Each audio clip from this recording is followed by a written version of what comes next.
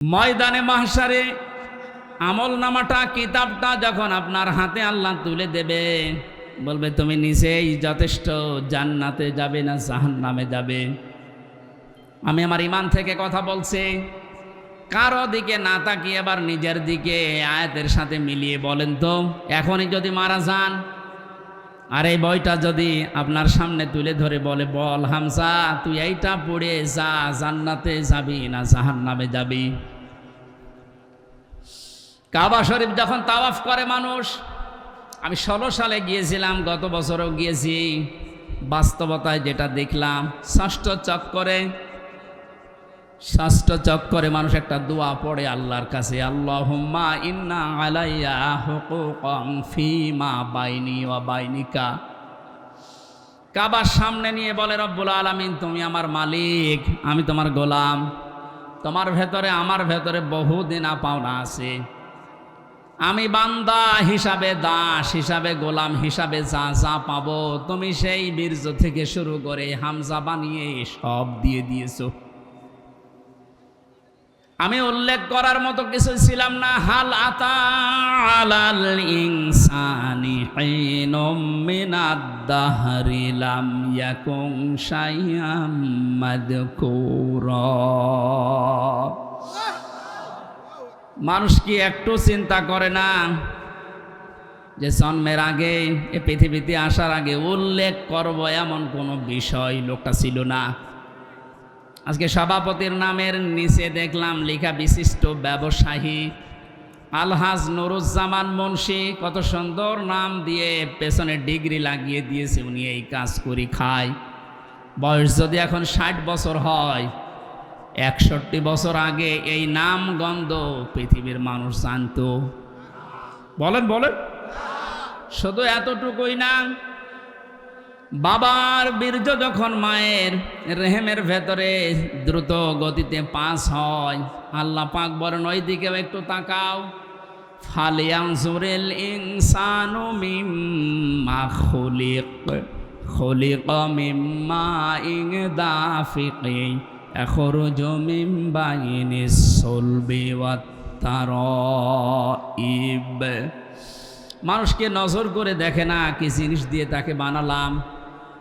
বাবার স্ফলিঙ্গ দিয়ে দ্রুত গতিতে বের হয়ে যাওয়ায় না পাক পানিটা মায়ের রেহেমের ভেতরে জমা হয়।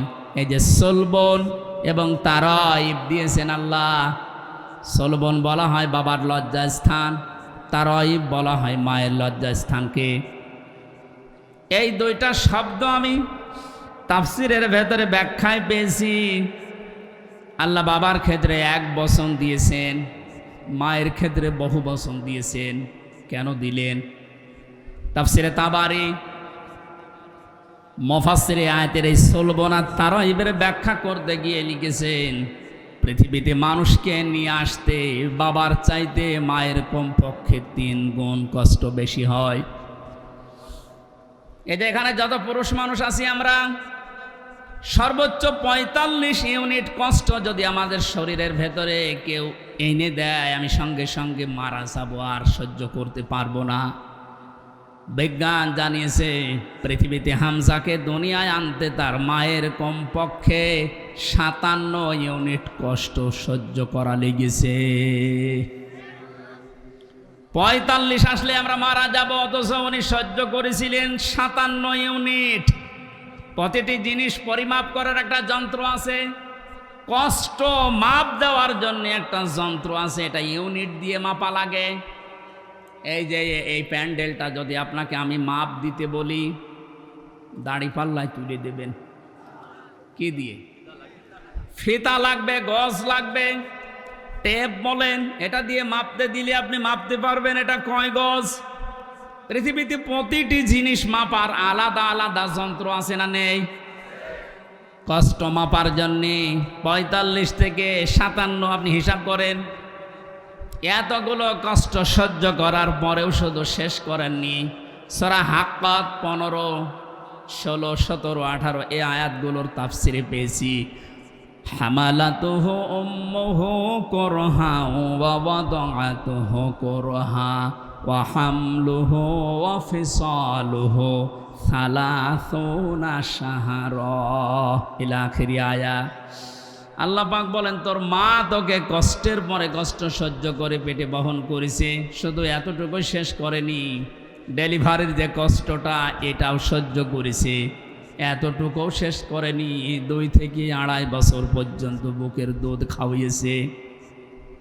কোনো মানুষ যদি এই পৃথিবীতে বলে মায়ের কষ্ট ঋণ আমি শোধ করে দেব, বিশ্বনবী জানিয়েছেন জন্মের পরে যে 1 ফোঁটা দুধ তোমার মুখে মা দিয়েছিল ওই ঋণটাও কিয়ামত পর্যন্ত শোধ হবে না। মায়ের এই কষ্টের কথা শোনার পরে যে মানুষগুলোর ভেতরে আবেগ আপ্লুত হয়ে মায়ের কথা মনে হচ্ছে যে এই কষ্ট সহ্য করেছে আমার মা, অবশ্যই তাদের উচিত হবে আল্লাহর ইবাদতের পরে মা বাবার দিকে খেয়াল করা, তাদের খেদমত করা। কোরআনে কারীম জানিয়েছে ওয়াকাদা রাব্বুকা আল্লা তা'বুদু ইল্লা ইয়্যাহু ওয়া বিল ওয়ালিদাইনি ইহসানা। এদিকে তাকান। আল্লাহ আদেশ দিচ্ছেন, আমি রায় দিয়ে দিলাম। রায় দিচ্ছেন কে? আমি রায় দিয়ে দিলাম, লিখে দিলাম। এই যে কসম মানে ফায়সালা করে দেওয়া, রায় দেওয়া, লিখে দেওয়া, সিদ্ধান্ত জানানো। আমি আল্লাহ সিদ্ধান্ত নিয়েই ফেলেছি, রায় দিয়ে দিয়েছি যে আমার ইবাদতের পরে আর কারো ইবাদত করা যাবে না, আর মা বাবার খেদমত করা লাগবে, তাদের পেছনে খরচ করা লাগবে। মহেশপুরবাসী এখানে একটা শিক্ষা পেয়েছি আমি, আল্লাহর ইবাদত করা, আল্লাহর আইন মানা নফল না ফরজ? আরো জোরে বলেন। মা বাবার আইন মানা।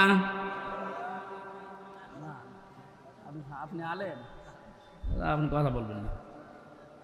যারা জানেন না মুখ খুললেন কেন বলেন তো? আমি এখানে একটা শিক্ষা নিতে চাই, আমি গতানুগতিক কথা বলি না। আপনি দেখেন তো কি এখান থেকে বের হয়। আল্লাহর আইন মানা আমরা দেখলাম ফরজ, প্রশ্ন করা যাবে? বলেন না কেন? আল্লাহর আইন আপনার বুঝে আসুক বা না আসুক এটাই ফাইনাল, কোনো প্রশ্ন। আল্লাহর আইন মানা কি? সবাই মুখ খোলেন তো কি? মা বাবার আইন মানা ফরজ না। এই যে মাঝখানে ওয়া আছে, মা বাবার আইন মানা ওয়াজিব না, ফরজ না, ওয়াজিব না। মা বাবার খেদমত করা ফরজ, আইন মানা শুধুমাত্র আল্লাহর ফরজ। কার? আরো জোরে বলেন। আর আল্লাহর পরে রসুলকে আল্লাহ শরীয়ত প্রণেতা বানিয়েছেন, শারে, এজন্য উনি যে নিয়ম নীতিগুলো দিয়েছেন ওইগুলো ফরজ। মা বাবার আইন মানা ফরজ নয়, তাদের সেবা করা, খেদমত করা, টাকা পয়সা তাদের পেছনে খরচ করা কি? বলেন না কেন? কেন ফরজ কেন? আল্লাহ রাব্বুল আলামিন দলিল দিচ্ছেন আখফিদ লাহুমা জানাহা যুল্লি মিনার রাহমা। এদিকে তাকান, এটা আলেম না? এটা শব্দটা আছে আখফিজ, খফজন মানে ডাউন করা, এরপরে ফল করা। খফজন মানে কি? ডাউন করার পরে ফল করে দেওয়ার আরবি নাম আখফিজ বা খফজন। আল্লাহ বলেন খফজন করবে। জানাহান মানে ডানা, দিল্লুন মানে ছায়া হয় বা নম্রতা হয়। তোর যে ছায়া আছে ডানা, আর এই ডানার ছায়াটা এভাবে ডাউন করার পরে ফল করে দিবি। আমার প্রশ্ন হচ্ছে, এ পৃথিবীতে কোনো মানুষের ডানা আছে কি? এটা কি? তাহলে আল্লাহ এখানে এদন দিত বা আউদুদা দিত, এ শব্দ না দিয়ে জানাহুন পাখির ডানা আল্লাহ আমাদেরকে দিলেন। আল্লাহ মনে হয় জানে না তাই? হ্যাঁ, জানাহুন দিলেন পাখির ডানা আমাদেরকে ধার করিয়ে। কেন? ডানা আর দুনিয়ায় কারো নেই।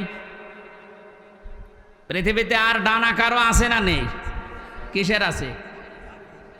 আরে ভাই পাখির ডানাই তো দিয়েছে। পাখি বাদ দিয়ে পৃথিবীতে আর কারো ডানা নেই? আছে, এরোপ্লেনের ডানা আছে, হেলিকপ্টারের ডানা নেই। ওদের ডানাটা আল্লাহ এখানে লাগালেন না কেন? তাহলে তো আমাদের এই যে জানাহন দেওয়া লাগতো না। পাখির ডানার কথা দিয়েছেন এই জন্যে তাফসির মাহফিলে আসতে হয়। আপনারা শুনতেছেন? জানাহন শব্দটা আল্লাহ পাখির কাছ থেকে ধার করে আমাদেরকে লাগিয়ে দিলেন, কারণ আমাদের এই হাতের ভেতরে পর নেই, এর ভেতরে মোলায়েম কোনো কিছু নেই, সব শক্ত।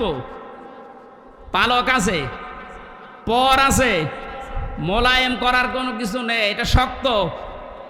কিন্তু পাখির ডানার ভেতরে পর আছে, পালক আছে, একটার পরে আর একটা যখন লাগিয়ে দেয় সফট হয়ে যায়, কোমল নরম তুলতুলি হয়ে যায়। আল্লাহ এতটুকু শেষ করেন, জানাহাদুল্লি মিনার রহমা দিয়েছেন, যে পাখির ডানাটা শুধু ডানা এভাবে ডাউন করে না, ও যখন ডাউন করার পরে ফল করে দেয়, ওর নিচে পাখির বাচ্চাগুলো যাবার পর একটা কিচির মিচির আওয়াজ দেয়। বাংলাতে এটা বলে অনির্বচন সুখ। কি বলে? একটা অনির্বচন সুখ অনুভব করার কারণেই ভেতর থেকে আওয়াজ হয় কিচির মিচির। আমরা মনে করি কিচির মিচির না, এ আনন্দটা, এ আওয়াজটা পাওয়ার জন্য না। কি করে কি হয়, আপনারা সব পিছান তো, এত আস্তে পিছালে হবে না, আরো পিছান, পিছান, আরো পিছান, আরো পিছান, যান, আরো এক হাত যান। এই ছেলে যাও তো, চেয়ার সরানো লাগবে না, তুমি নিজে সরো।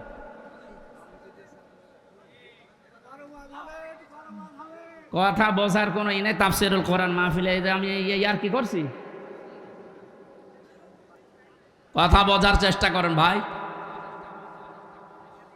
আল্লাহ রাব্বুল আলামিন পাখির ডানাটা এই জন্যেই দিয়েছেন মানুষকে বোঝাতে, পৃথিবীর বান্দা বান্দিরা, তোমার মা আর বাবা যখন শেষ বয়সে চলে যাবে, তারা যেন তোমার এই পাখির ডানার মতো হাতের যে ছায়া, এর নিচে পড়ার পরে যেন একটা আনন্দ অনুভব করে, যে আমার হামজা থাকতে অন্তত আমার আর কোনো চিন্তা নেই। মহেশপুরবাসী কত আলেম এখানে বসে আছে, হাজারো মানুষ আমরা, বলেন তো আমাদের মা আর বাবা এখন শেষ বয়সে এসে এইটা বলার মতো স্কোপ পাচ্ছে না? পাচ্ছে না। আল্লাহ রাব্বুল আলামিন মায়ের কথা 3 বার দেওয়ার জন্য তারাই বহু বচন দিলেন, আর বাবার কথা 1 বার দিয়েছেন। আমি যেটা পর্যন্ত এটা নিয়ে এসেছিলাম, নেই থেকে শুরু করে এ পর্যন্ত যিনি নিয়ে আসলেন, কারো সাহায্য যার লাগেনি। মার বাবার এই যে স্ফলিঙ্গ দিয়ে নাপাক পানিটা দিয়ে তাফসিরে পড়েছি, আল্লাহ 8টা জিনিস বানিয়েছিলেন: রক্ত, গোশত, চর্বি আর চামড়া, চুল, রগ, হাড় আর পর্দা। 8টা জিনিস যখন মায়ের রেহেমের ভেতরে এক হয়ে যায়, আল্লাহ পাক তখন ফেরেশতাদেরকে বলে, আমি আল্লাহ আমার রব নামের কারণে 5টা জিনিস একে দান করব। ওয়াজআলা লাকুমুস সামআ ওয়াল আবসারা ওয়াল আফইদা ইলা আখিরিল আয়া। সূরা নাহলের 78 নম্বর আয়াতের মাঝের অংশে আল্লাহ জানিয়েছেন, শ্রবণ শক্তি, দর্শন শক্তি, বাক শক্তি, আকেল শক্তি আর ঘ্রাণ শক্তি, এই 5টা আমি আল্লাহ নিজে তাকে দান করেছি। একটাও যদি কম দিতাম, দুনিয়ায় আসতো ওই লোকটা কিন্তু অপূর্ণাঙ্গ হয়ে। এখানে অনেকাংশ মানুষ, আমরা সব পূর্ণাঙ্গ মানুষ, কয়েকজন হয়তো আছে বিকলাঙ্গ, অন্ধ, ন্যাংড়া, কিন্তু হাজারো মানুষ আমরা সব পূর্ণাঙ্গ মানুষ। আল্লাহ নিজের পক্ষ থেকে একটাও যদি কম দিত, তো কি অবস্থা হয়তো সারা জীবন, আপনি ভাবেন। আল্লাহ পাক এই জন্যই জানিয়েছেন, হে পৃথিবীর মানুষেরা, নেই থেকে শুরু করে উল্লেখ করার মতো একটা জায়গায় তোরে নিয়ে আসলাম, এরপরও আমার সাথে তোর নাফরমানি কমে না। কাইফা তাকফুরুনা বিল্লাহি ওয়া কুনতুম আমওয়াতান ইলা আখিরি আয়া। বালাগাত মান্তিক যারা পড়ায় বা জানে, কাইফা শব্দটা 11টা বিষয়ের আগে আল্লাহ ব্যবহার করেন। কাইফা শব্দের প্রথম ব্যবহার হচ্ছে মান্তিকের কায়দায়। আল্লাহরও বিশ্বাস হতে চায় না এমন জায়গাকে আল্লাহ কাইফা দিয়ে শুরু করেন। এটা এতক্ষণ যেটা বলছিলাম, বীর্য থেকে শুরু করে এ পর্যন্ত আনার পেছনে কারো কোনো অবদান নেই। মার বাবা শুধু এক বিছানায় ছিল, এতটুকু তাদের কাজ। বাকি যা করার বলেন তো কে করেছে? এই মানুষ এখান থেকে হামজা পর্যন্ত হবার পরে যখন নাফরমানি করে, তখন আল্লাহ কাইফা শব্দ দিয়ে শুরু করেছে, যে কি করে নাফরমানি করে আমারও বিশ্বাস হয় না। কাবার আল্লাহর গেলাপ ধরে মানুষ কিন্তু ষষ্ঠ চক্করে এইটাই বলে এসেছি আমরা, রব্বুল আলামিন আমি তোমার গোলাম হিসাবে, বান্দা হিসাবে বহু কিছু আমাকে তুমি দিয়েছো ওই যে বীর্য থেকে এ পর্যন্ত, কিন্তু তুমি আমার মালিক হিসাবে আমার তো কিছু দেওয়া দরকার, আমি তো কিছুই তোমার আজ পর্যন্ত দিতে পারলাম না। তবে একটা জিনিস আমার আছে পুঁজি, তোমার ওই রহমান, ওই গাফফার, ওই গফর নামের খাতিরে এই কাবা সামনে নিয়ে বলছে আমারে মাফ করে দাও। এই জন্য যারা তাওবা করার জন্য এখনো রাজি হননি, এখনো পর্যন্ত শয়তানের ধোকায় পড়ে আছেন, সুযোগ আছে, আপনারা আশা করছি ফিরে আসবেন। আল্লাহ রাব্বুল আলামিন এই যে রাত 12টার পরে তাহাজ্জুদের সময়ে প্রথম আসমানে এসে আপনাদের মতো আমাদের মতো মানুষকে ডাক দিয়ে বলবো আসো ক্ষমা চাও, ভুল করে ফেলেছো ক্ষমা চাও। আমরা যেন ক্ষমা চেয়ে নিজের জীবনটাকে মুহাম্মদুর রাসূলুল্লাহর উম্মতে পরিণত করতে পারি, বলেন আমিন।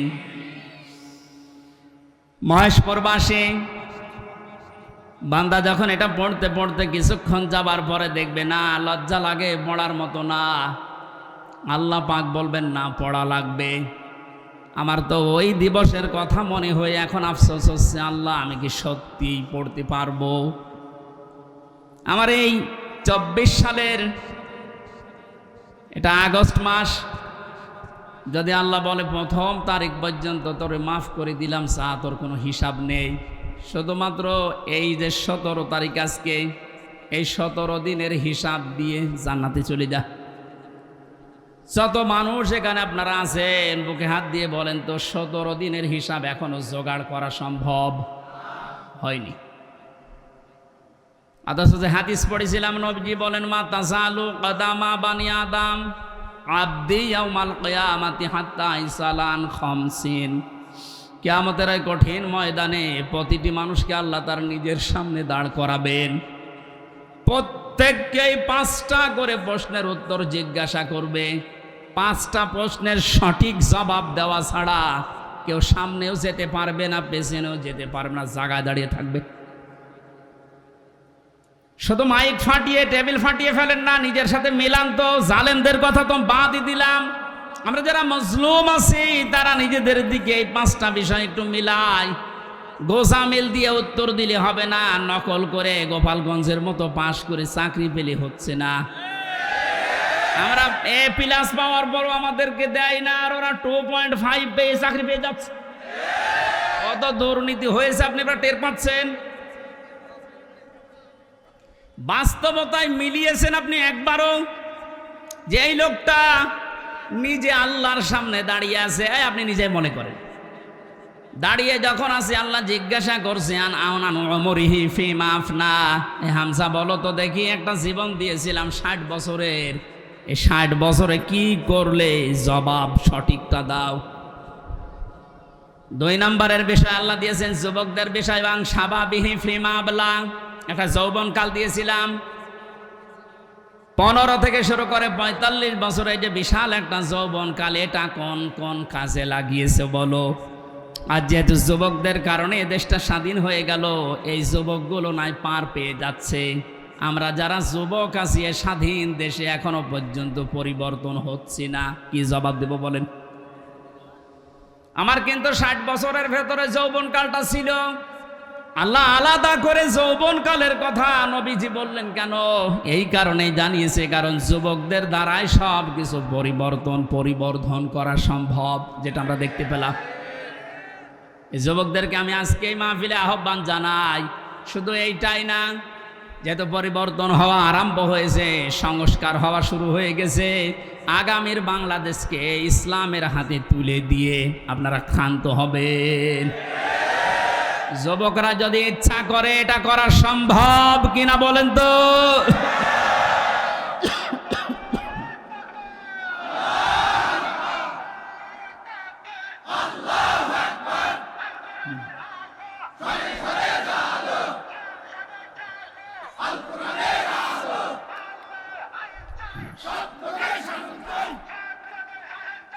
আল্লাহর আইন চাই। আলহামদুলিল্লাহ, তাকবীর যেন আল্লাহ কবুল করেন এবং বাংলাদেশ চোখে যেন দেখান, বলেন আমিন। আজকে এই যে শেজিয়া বাজারে আমি আয়াতটা পড়েছিলাম, রাআইতান নাস ইয়াদখুলুনা ফি দীনিল্লাহি আফওয়াজা। হে নবী, আপনি যখন দেখবেন যে আল্লাহর সাহায্য এসে গেছে, তখন তো বিজয় হবে। দলে দলে পালে পালে মানুষ ইসলামে প্রবেশ করছে, যেটা আমরা এখন চর্মচোখে সারা বাংলাদেশে দেখতে পাচ্ছি। একটু যাদের বিবেক আছে, একদম মরে যায়নি, তারা আজ সব কিছু ভুলে ইসলামে চলে আসছে। কারণ ইসলামের মালিক ওরা জানে যে দেশে জামাত ইসলাম শিবির চরমনা এরা না, ইসলামের মালিক কে? আর যারা আমরা আছি, আমরা ইসলামের খাদেম। সুতরাং ইসলাম প্রতিষ্ঠা করতে গিয়ে, ইসলাম কায়েম করতে গিয়ে বিকাল 5টার আগে কাউকে আমরা আর ষড়যন্ত্র করতে দেব না ইনশাআল্লাহ। এই যে বিচারপতির নামে কলঙ্ক, মানব জাতি হিসাবে একদম কুলাঙ্গার এই যে মানিক। বিচারপতির নাম নিলাম এই কারণে, নাম নিয়েও গুনাহ হবে, কারণ এ মানুষের পর্যায়ে পড়ে না। ইসলামকে এই দুনিয়া থেকে মিটানোর জন্য বিশেষ করে বাংলাদেশ থেকে যারা ভূমিকা পালন করেছে বেশি, তার ভেতরে এই অবৈধ বিচারপতি একজন। ওর কথাবার্তারা শুনলে শয়তান পর্যন্ত হাসে, বলে আল্লাহ তুমি আমারে শয়তান বানিয়েছ। এটা চোখে দেখনি? আমি মাঝে মাঝে এবারে দেখি আর ভাবি আমি তো শয়তান দেখি না, যদি দেখতাম মনে হয় এরকমই হোক, একটা টাটকা নির্ভেজাল শয়তান।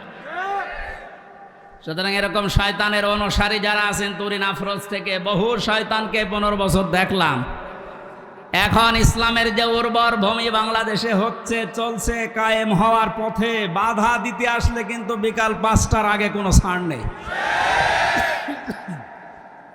এটা তো গেল কামলাদের। আর যিনি জমির মালিক এই যে বসে আছে, উনি যদি এসে দেখে সব ধান নষ্ট করে ফেলেছে, এরপরে উনি কিছু বলছে না, তার মানে ওনার কোনো শক্তি নেই। বিশ্বাস করেন, মনে মনে চিন্তা করেন ওনার শক্তি নেই তা না, এখন হয়তো কিছু বলছে না, গোপনে ওনার কোনো কিছু আছে। যেদিন ধরবে ওইদিন বাপ বলার সময় দেবে না, যেটা আমার আল্লাহ এখন মালিক হিসাবে করছে। ইন্না বাদশা রব্বিকা লাশাদীদ, তোমার রবের ধরা বড় শক্ত ধরা। নৌকা উঠে পালাতে গিয়েও পারে না। পারবে কি করে? কারণ ওরে তো আমরা ধরি নাই, ধরেছে কে? এদের কারণে হাজারে অবৈধ আইন মন্ত্রীর কারণে হাজার হাজার মানুষ আইনের এই জায়গায়, ন্যায় বিচারের জায়গায় অবিচার পেয়েছে বেশি। তার বাস্তব প্রমাণ আমি নিজে না, সিএমএম কোর্ট, জজ কোর্ট, হাইকোর্ট মিলিয়ে আমার মামলা কতবার তুলেছে। এই যে আমার মামা বসে আছে, মামা শ্বশুর, আমার চাচা ছিল ঢাকায়, বাবা তো ওগুলো বোঝে না ভালো, রাত দিন দৌড়া চাকরি করে বেটা, এরপরও রাত দিন এখানে ওখানে উকিল ধরে করবে কি? কারণ যারেই ধরবে, যত বড় উকিল ধরুক, আর এক উকিল তো বসে আছে ওখান থেকে, যতক্ষণ সিগন্যাল না পাবে আমার নাকি বের হওয়ার কোনো একটা বিচার হলো। আর প্রতিদিন টিভির সামনে এসে সন্তানকে নাকি লেকচার দিচ্ছে যে আমরা ন্যায় বিচার কায়েম করে ছড়ি দিচ্ছি। এই ন্যায় বিচার। আমার মতো মূল্য চুরির মামলায় যদি 33-32 বার হাইকোর্টে মামলা ওইটি জামিন না দেয়, কিসের ন্যায় বিচার? যেটা এখন সব পরিষ্কার হয়ে গেছে। 15 বছরে কোনো ন্যায় বিচারে দেশে কায়েম হয়নি, পুরাটা হয়েছে অবিচার। আল্লাহ যেটা নিজে এখন ধরিস। এই জন্য সাবধান। আল্লাহ এমনি কিছু বলছে না, অনেকে মনে করছে এত কিছু করে কিছু হয় না। এখন কিছু টের পাচ্ছেন? আলেমদের মাথায় দড়ি দিয়ে ছাগলের মতো, গরুর মতো যখন টেনে নিয়ে যেত ওই কোর্টে, বারান্দায় দাঁড়িয়ে অনেক শয়তান দেখতাম হাসতেছে আর টিপ্পনি কাটতেছে। যে দেশে আর হুজুর নেই, আমির হামজা, এই মাওলানা মামুনুল হক এরে ধরলো, আর হুজুর নেই দেশে, তাদের কত সুন্দর সুন্দর কথা, ফেরেস্তার মতো কথা বলে, আর এরা উঠলে শুধু রাজনীতি করে, ধরেছে, ঠিকই হয়েছে। এখন আপনি টের পাচ্ছেন কি হচ্ছে? 10 দিন আগে যে লোকটা আইন পোড়া চালাতো, সেই লোকটার পক্ষে একটা উকিল পর্যন্ত এখন দাঁড়াতে রাজি না। এইটাই আল্লাহর ধরা। এটা কার ধরা? এই জন্য জমিনের মালিক যিনি, উনি যদি ধরে, বাপ বলার কিন্তু সময় পাবেন না। আমরা এখন এই আয়াতটা আল্লাহকে বলছি, আল্লাহ তুমি আমাদেরকে দেখাও যে দলে দলে মানুষ ইসলামে প্রবেশ করছে, এটা যেন আমরা দেখতে পাই, চর্ম চোখে দেখতেছি, এটা যেন আরো বৃদ্ধি বাড়ে। জোরে বলেন আমিন। কারণ এই জমিনে বহু মানুষ এই 52-53 বছর চালিয়েছে, আমরা দেখলাম না? বাবা চালিয়েছিল, স্বামী চালিয়েছিল, চাচা চালিয়েছিল, বউ চালিয়েছে, ভাবি চালিয়েছে। এক কথা বলছেন না? কিন্তু কোরআন দিয়ে চললে দেশটা কেমন দেখা যায় এটা এখনো আমরা দেখি নাই। এখন আমরা সবাই একমত, দলমত আর নেই। কোরআন দিয়ে এই দেশ চললে কেমন দেখা যায় ওইটা আমরা এই চোখে দেখতে চাই। কারা কারা দেখতে রাজি আছেন দেখি? লিল্লাহি তাকবীর।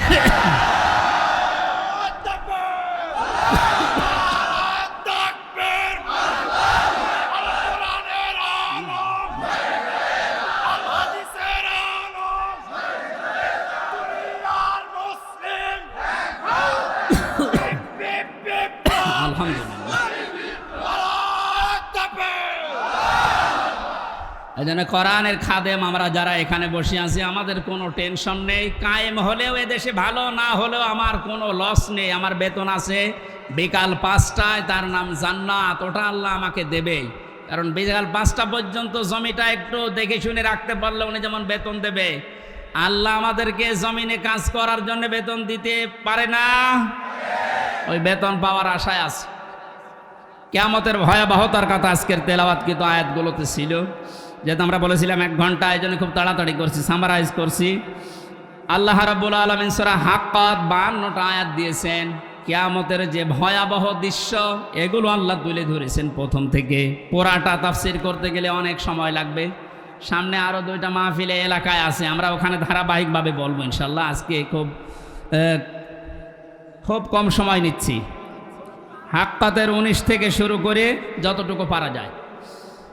আল্লাহ রাব্বুল আলামিন বলেন, ফাআম্মা মান উতিয়া কিতাবাহু বিয়ামিনিহি ফায়াকুলু হাউমুকরাউ কিতাবিয়া।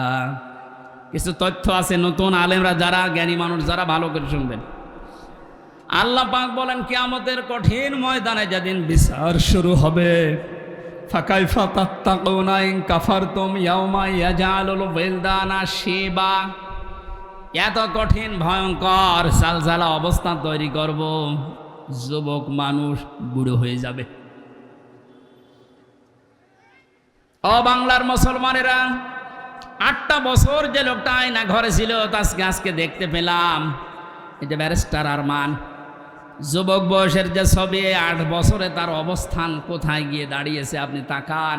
তা তো 8টা বছর জুলুমের স্টিম রোলার চলার কারণে তার অবস্থা এখন এই।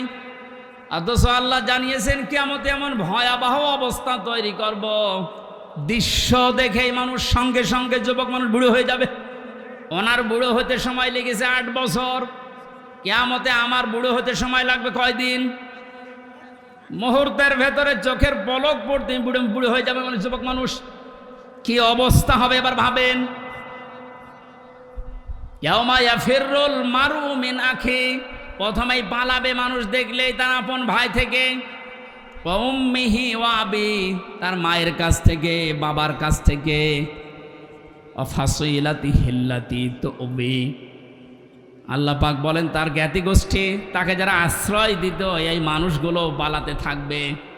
ও দুনিয়ার মানুষেরা, পৃথিবীতে আমরা বিপদে পড়লে, হামলা মামলার শিকার হলে আগে ভাই আগিয়ে আসে, বাবা আসে, বংশের লোক আসে, জ্ঞাতি গোষ্ঠী যে দল করি ওই দলের লোক আসে। আল্লাহ পয়েন্ট আকারে ওগুলো আগে দিয়েছেন যে এইগুলো আগে পালাবে।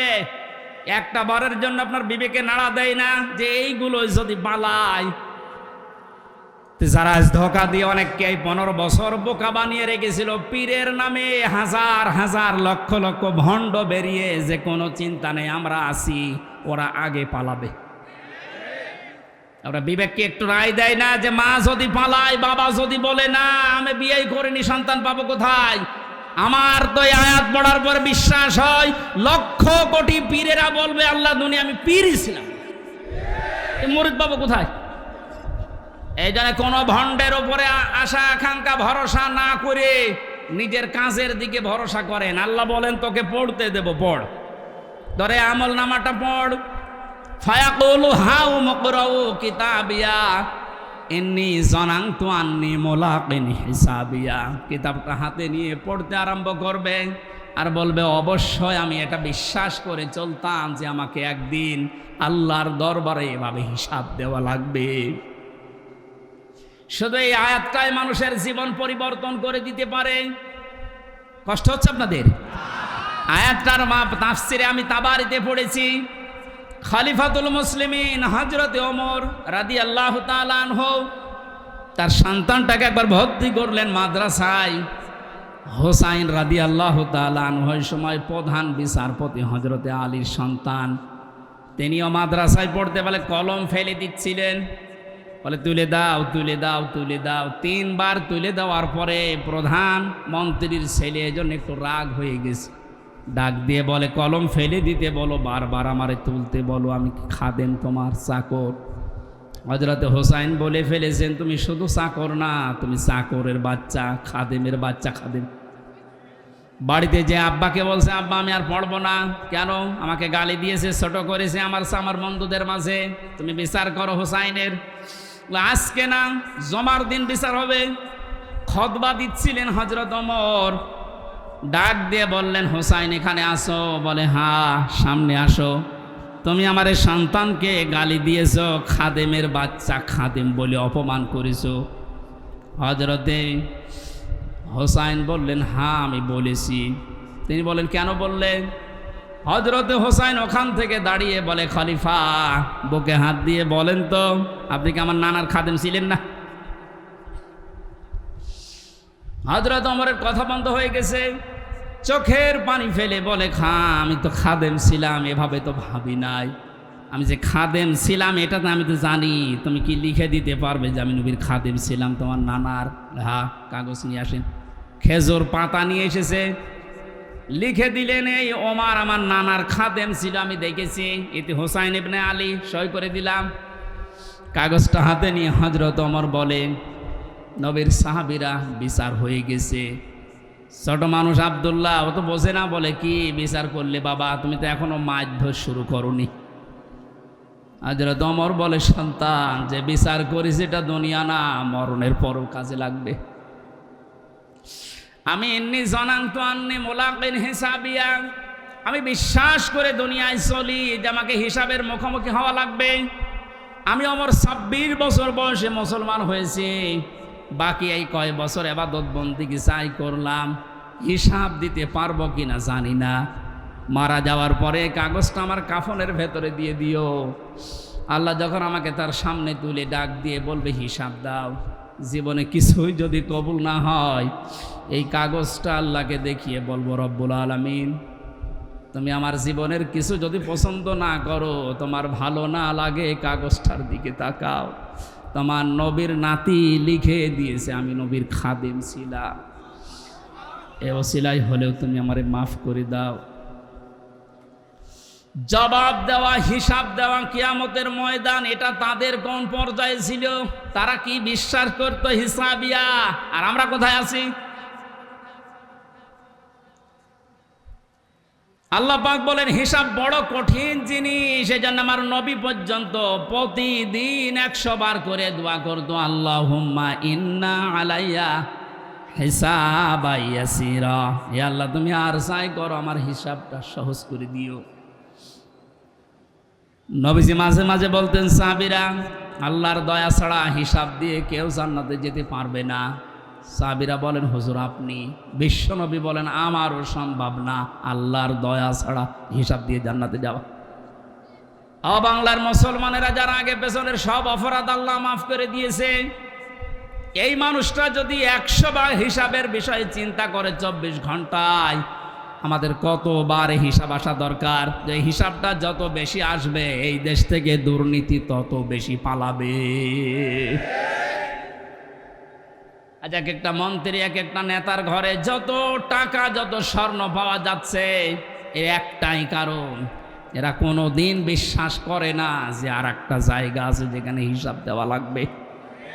এখন যারা দায়িত্বে আছেন, পরবর্তীতে যারা আসবেন, তারা 100 ভাগ বিশ্বাস করে ওই জায়গাগুলোতে যাবেন যে আমি আর চাই করি আমাকে কিন্তু হিসাবের মুখোমুখি হওয়া লাগবে। বাংলার দুদক না, বাংলার বিচারপতি না, আমার যিনি আলাইসাল্লাহু বিআহকামিল হাকিমিন, সব চাইতে বড় বিচারপতি যিনি, ওনার সামনে আমার হিসাব দেওয়া লাগবে। কথা বলেন ঠিক কিনা? আমি হামজা সহ যত মানুষ এখানে বসে আছি, প্রত্যেককেই যেন এই আয়াতটা নিজের সাথে মিলিয়ে আল্লাহ আমাদের হিসাব যেন সহজ করে দেন। বলেন আমিন।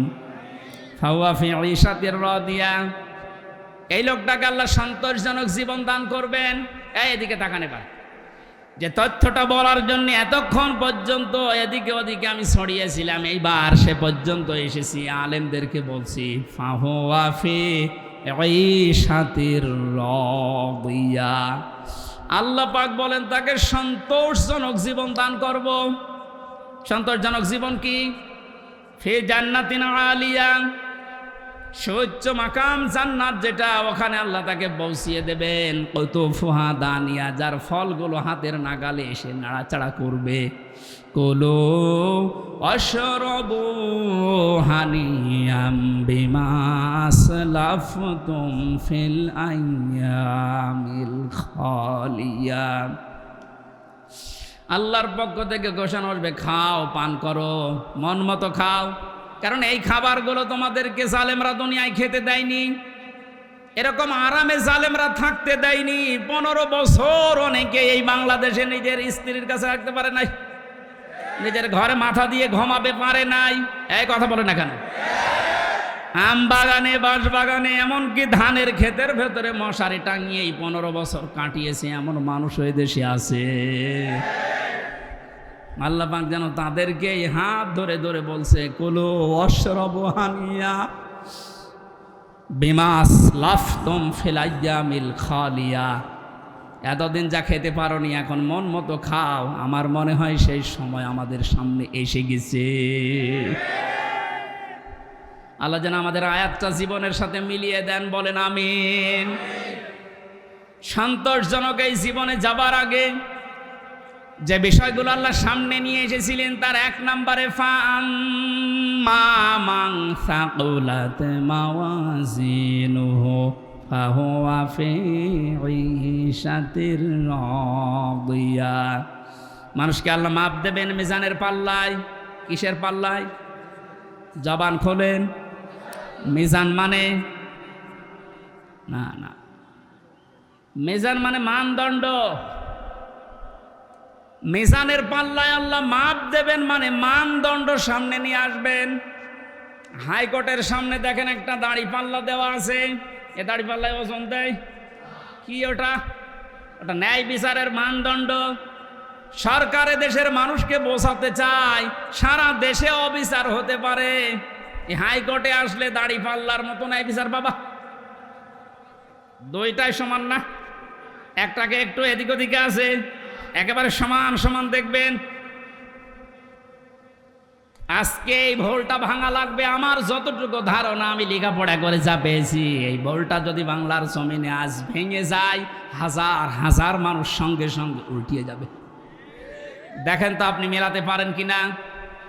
আমি প্রথমে যে উদাহরণ দিকে 2টা জিনিসের নাম বলেছিলাম, প্রতিটি জিনিস পরিমাপ করার জন্যে আলাদা আলাদা জিনিস পাওয়া যায়। আমি গত 7 দিন 8 দিন ছিলাম মালয়েশিয়া, সিঙ্গাপুর, ওইদিকে থাইল্যান্ডের। ওখানে যে আলোচনার বিষয়গুলো সাবজেক্ট আকারে দিয়েছিল, তার ভেতরে এই মাওয়াজিন ছিল। বলে মাওয়াজিনের অর্থ আপনি বের করেন তো, একটা একটা করে 99টা অর্থ আমি আবিধান থেকে বের করেছি। এক একটা শব্দের ব্যাখ্যা করার জন্য আমার আলাদা আলাদা সময় দিয়েছি, কারণ ওই দেশে অনেক বড় বড় শিক্ষিত মানুষ স্টেজে থাকে, মসজিদের ভেতরে অথবা অডিটোরিয়ামে হয়। এখান থেকে আমি যেটা নিতে পেরেছি, এই যে মাওয়াজিনুহু দিলেন, মিজানের পাল্লার এই মাপটা যদি আপনি পরিষ্কার করতে না পারেন, ক্লিয়ার হতে না পারেন, আপনার অপরাধ প্রবণ জীবন থামবে না। প্রতিটি জিনিস পরিমাপ করার জন্য একটা উদাহরণ দিয়েছিলাম, এটা পরিমাপ করার জন্য ফিতা লাগে। চাউল পরিমাপ করার জন্য বাটখারা লাগে। কি লাগে বলেন? তেল পরিমাপ করার জন্য লিটার লাগে, সিসি লাগে। কেউ যদি এখন তেল মাপ করার জন্য ফিতা দেয়, মাপতে পারবে? এইটা মাপ করার জন্য দাড়ি পাল্লা দেয়, মাপতে পারবে? তাহলে প্রতিটি জিনিস মাপ করার জন্য আলাদা আলাদা যন্ত্র পাওয়া যায়। কিয়ামতে আল্লাহ ফাহুয়া ফি ঈশাতির রাদিয়া, সন্তোষজনক জীবনে আপনার পৌঁছে দেবে। এখানে যাবার আগে একটা কাজ যে করবে, মাফ। কি মাপ? মানে পরিমাপ। এই যে মিজানের পাল্লা বলছেন আপনি, মানদণ্ডে আল্লাহ মাপ দেবেন। আবার বলছে ভালো করে শুনবেন, গীবত করবেন না কিন্তু বাইরে যেয়ে। প্রতিটি জিনিস যদি পরিমাপ করার জন্য আলাদা আলাদা যন্ত্র থাকে, কিয়ামতের দিন আল্লাহ মিজানের পাল্লায় মাপ দেবে কি? আমল। আমল কি মাপ দেবে? বলেন বলেন। আমল মানে কাজ, আমল মানে আরো জোরে বলেন। কাজ মাপার জন্য দাড়ি পাল্লা লাগে, ফিতা লাগে, লিটার লাগে, কি লাগে?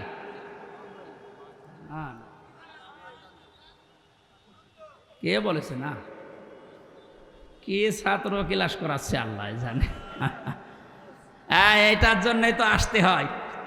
মাপ দেওয়ার জন্য পৃথিবীতে গুরুত্ব লাগে।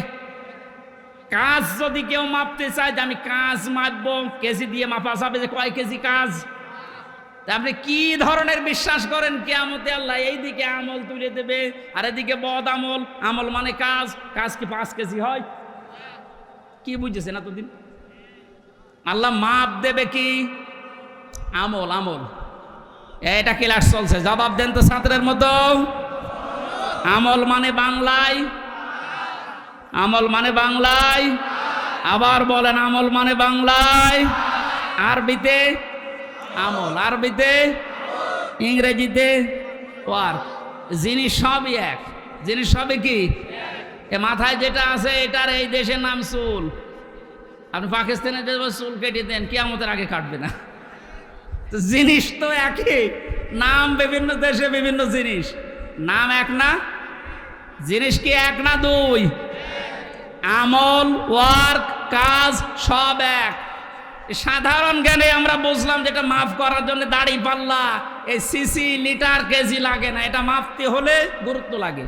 কাজ মাপতে হয় গুরুত্বের ভিত্তিতে। কিসের? এখন গুরুত্বের ভিত্তিতে আমল যদি, কাজ যদি, ওয়ার্ক যদি মাপতে হয়, পৃথিবীতে সবচাইতে গুরুত্বপূর্ণ কাজ আল্লাহর দৃষ্টিতে ফরজ। বলেন না কেন? এরপরে ওয়াজিব, এরপরে সুন্নাত, এরপরে নফল, এরপরে মুস্তাহাব, এরপরে মুবাহ। সিরিয়াল আকারে ধরেন। আপনি সারা জীবন মুবাহ, সুন্নত, মুস্তাহাব হাজার হাজার করেছেন, নফল, কিন্তু ফরজ ওয়াজিব করেননি। আপনার গুরুত্ব থাকবে কাজের? বলেন। এই স্টেজের গুরুত্ব কি? এই যে সামিয়ানা আর এই খুঁটি, এই দুইটা আসল জিনিস। এর ভেতরে আরো অনেক অন্য জিনিসও আছে, না দিলেও অসুবিধা নেই। এই যে লাইট যদি না দেন, স্টেজ থাকবে না? এই টেবিলটা না দিলে থাকবে না? এটা না দিলে বিউটিফাই হবে না। কিন্তু স্টেজ তো মানুষ বলবে যে সামিয়ানা আছে, খুঁটি আছে। আপনার জীবনে ফরজ কাজ 500। কয়টা? আপনি কোরআন পড়েন, 500 শরীয়তের বিধান পাবেন। 499টা আপনি করেছেন, একটা করেননি, আপনার পুরা জীবনের সব আল্লাহ বাতিল করে দেবে। এটা বাতিল যে করিয়ে দেবে কোথায় পেলেন? বলেন। আমি বেশি সময় নিয়ে ফেলছি, আর 5-7 মিনিট থাকবেন না? এই যে নামাজ, আমরা যারা এশার নামাজ পড়লাম, এশার নামাজের ভেতরে ফরজ ছিল 13টা, 12টা আদায় করেছে কেউ, একটা আদায় করে নাই। ওর নামাজে সওয়াব হবে 5টা। কি? 0, শূন্য, কিচ্ছু হবে না। এটা যেমন সহজে বুঝেছেন, কোরআনে কারিমে আল্লাহ 500 আয়াত শরীয়তের বিধান ফরজ এটা দিয়েছেন। 499টা মেনেছেন, একটা মানেননি। আপনার জীবনে সওয়াব হবে 0, শূন্য, কাজের কোনো গুরুত্ব নেই। কিয়ামতে আল্লাহ যখন মাপবে একেবারে 0 হয়ে যাবে। এই পাল্লাটা ভারী হয়ে যাবে। আমি আশা করি বোঝাতে পেরেছি। এই জন্য জীবনে ফরজ যেন না বাদ যায়। কথা বুঝেছেন? নামাজ পড়া যেমন ফরজ, রোজা রাখা ফরজ, হজ করা ফরজ, সম্পদ থাকলে যাকাত দেওয়া ফরজ, দিন কায়েম করার চেষ্টা করা কি? এইটাকে কেউ যদি রাজনীতি, দুনিয়ার কাজ মনে করে এড়িয়ে যায়, কিয়ামতে ওকে যখন আল্লাহ মাপ দেবে, কাজের গুরুত্বের ভিত্তিতে কিচ্ছু পাওয়া যাচ্ছে না। 12টা ফরজ আদায় করে একটা আদায় না করলে যেমন 0 হয়, কোনো সওয়াব হয় না। আশা করছি কথার অর্থ আপনি বুঝেছেন, এখন না বোঝার ভান করে আছে। আমার মনে হয় আপনাকে ঝড়ে কোদাল দিলেও আর আপনি বসবেন না, যা বোঝার আপনি বুঝেছেন, এখন আপনি আমল করেন। যারা চাষবাস করে দেখবেন এই মানুষগুলোর ফসল যদি বেশি হয়, ঘরের কোনা গোলা আরও যে সমস্ত জায়গায় ফসল রাখা যায়, ধান গম ভুট্টা রাখা যায়, এগুলো রাখার পরও জায়গা হচ্ছে না, বিভিন্ন জায়গায় ছড়িয়ে রাখে, দিয়ে রাখে। যিনি দায়িত্বে আছেন, তার মানে পরিচালক যিনি, গেরস্থ যিনি, উনি কি মন খারাপ করেন যে এত ফসল কেন হয়ে গেল? ওরা আনন্দ লাগে যে ফসল আরও বেশি হোক, আমার ঘরে জায়গা না থাক, ডলে জায়গা না থাক, এরপরে জায়গা না হলেও দরকার হয় মানুষের বাড়িতে দিয়ে আসবো, এরপরও ফসল বেশি হোক। তাফসীরুল কোরআন মাহফিল মহেশপুরবাসী যা সাজিয়েছে, ওরা মনে করেছিল মানুষগুলো এত আসবে না, তারপরেও যাই এসেছি, বাড়িওয়ালা যারা যারা দায়িত্বে আছে কমিটির, এরা নারাজ না, এরা আরও খুশি যে আরও হোক। যদিও আমরা বিভিন্ন জায়গায় রাখার পর দেখেন গাছের উপরে, বাঁশের উপরে। কালকে যেখানে ছিলাম এই বাগেরহাট, ওখানে ওরা 1-1.5 মানুষের আয়োজন করেছিল। লক্ষাধিক মানুষ হওয়ার কারণে মানুষের চাপে এই কারেন্টের তার খুলে জায়গায় একজন মারা গেছে। আজকে যেন এরকম আবার কোনো দুর্ঘটনা না ঘটে। তারপরেও এই বাড়িওয়ালার মতো, হ্যাঁ এইটাও কারেন্টের তার ভাই, খুব সাবধানে থাকবেন। যারা গাছে বাসে বিভিন্ন জায়গায় বসে আছেন, খুব সাবধানে থাকেন। আমরা বেশি সময় না, ঘণ্টাখানিক তাফসীরুল কোরআন মাহফিলে কথা বলবো ইনশাআল্লাহ। ওয়া মা তাওফীক ইল্লা বিল্লাহ। এই ময়দানটা এখন আমাদের জন্যে মরণের পরে যেন সাক্ষী হয়, সেই ব্যবস্থা আজকে আমরা করে নিয়ে যেতে চাই ইনশাআল্লাহ। মরণের পরে কিছু সাক্ষী আমরা কোরআন এবং হাদিস থেকে পেয়েছি, 4 প্রকার হবে। প্রথমে মানুষকে বিচার করার জন্য আল্লাহ রাব্বুল আলামিন যখন তুলবেন, প্রথমে তার মুখের ওপরে মোহর লাগিয়ে দেবেন। তার হাত এবং পাও অন্যান্য অঙ্গ প্রত্যঙ্গ আল্লাহর সাথে কথা বলবে। সূরা ইয়াসিনের 65 নম্বর আয়াতে আল্লাহ জানিয়েছেন, আল ইয়াউমা নাখতিমু আলা আফওয়াহিহিম ওয়া তুকাল্লিমুনা আইদিহিম ওয়া তাশহাদু আরজুলুহুম বিমা কানু ইয়াকসিবুন। জোরে বলেন আল্লাহু আকবার।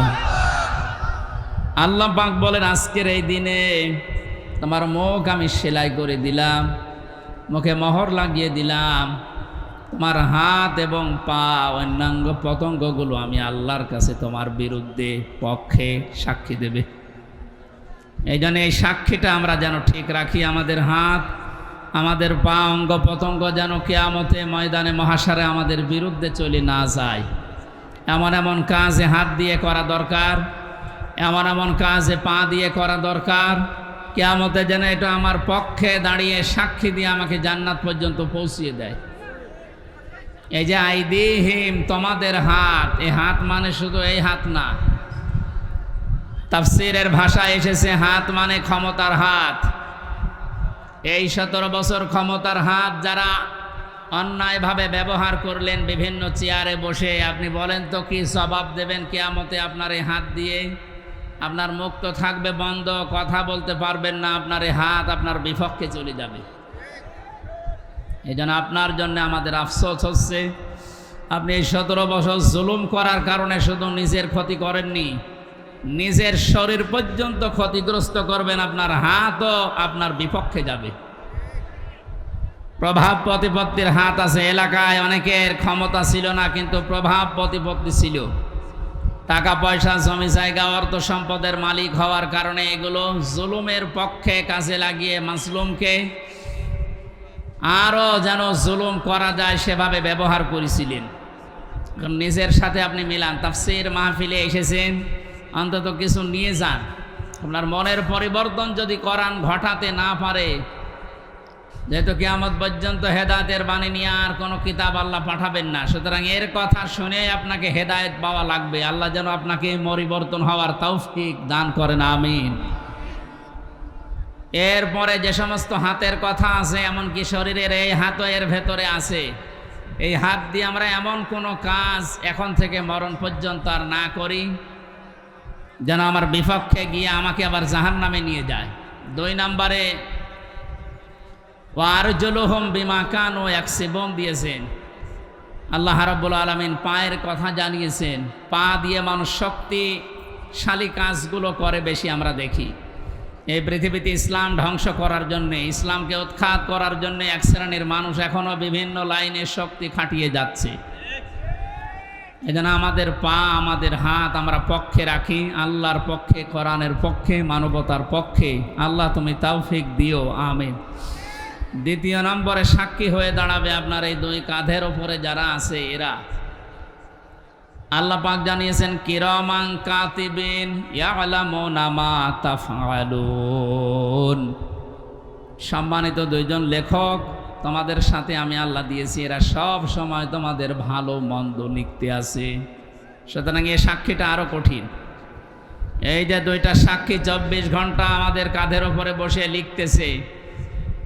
আমার তো আফসোস হচ্ছে এই 15 বছরে অনেকের অনেক কিছু লেখা হয়েছে কিন্তু প্রকাশ হয়নি, তাই ধরা পড়েনি। টাকলা মোরাদের নাম শুনেছি আমরা। এ লোকের মাত্র 6 মিনিট 8 সেকেন্ডের একটা অডিও কল রেকর্ড ফাঁস হওয়ার কারণে তার সব চলে গেছে। এরকম বহু কল রেকর্ড ফাঁস হওয়ার অপেক্ষায় এখন সামনে আছে। ভাতের হোটেলের মালিক হারুনের মাত্র কয়েক সেকেন্ড, সব হারিয়েছে। আমরা হাসির জন্য বলছি না, আমাদের এখানে হাজারো মানুষ যারা অনেকের এরকম রেকর্ড আছে যেন ফাঁস না হয়। এই সমস্ত দুর্বৃত্তদের থেকে শিক্ষা নেওয়া দরকার। আমাদের জীবনেও বহু রেকর্ড আছে, ওর 6 মিনিট 8 সেকেন্ড ফাঁস হয়ে যদি সব হারায়, কিয়ামতের ময়দানে এই যে দুইজন বসে আছে এরা কিন্তু সব ফাঁস করবে। না জানি আমাদের আবার সব হারিয়ে যায় কিনা। 3 নম্বরের সাক্ষীর কথা আমি পেয়েছি। এই যে জমিনে বসে আছে, এই জমিনটা কিয়ামতে সাক্ষী দেবে, মহেশপুরের এই জমিন। আখরাজাতিল আরদু আসকালাহা। আল্লাহ পাক বলেন মাটির ভেতরে যা আছে সব সেকাল, সবগুলো বোঝা জমিন সেদিন বের করে দেবে। সুতরাং এখানে বসে আছি, এই জায়গাটুকু যেন কিয়ামতে আমার পক্ষে দাঁড়ায়, বলে না আমি।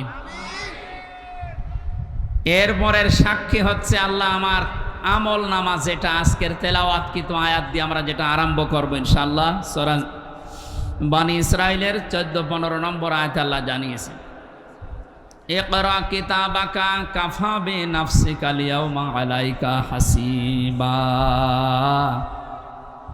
না, একটু কথা বন্ধ করেন, আপনার গোনা হয়ে যাচ্ছে। মনে করছেন আমার কষ্ট হচ্ছে, আমার গোনা হবে না, আপনার গোনা হচ্ছে। ভাই, কোরআনের আলোচনা আরম্ভ হলে আল্লাহর ঘোষণা হচ্ছে চুপ থাকা লাগবে, শোনা লাগবে। পরিবেশ এখন এরা কি করবে? আর জায়গা নেই, এই জন্য যেখানে দাঁড়িয়ে আছেন, বসে আছেন, শুয়ে আছেন, থাকেন, কথা শোনেন।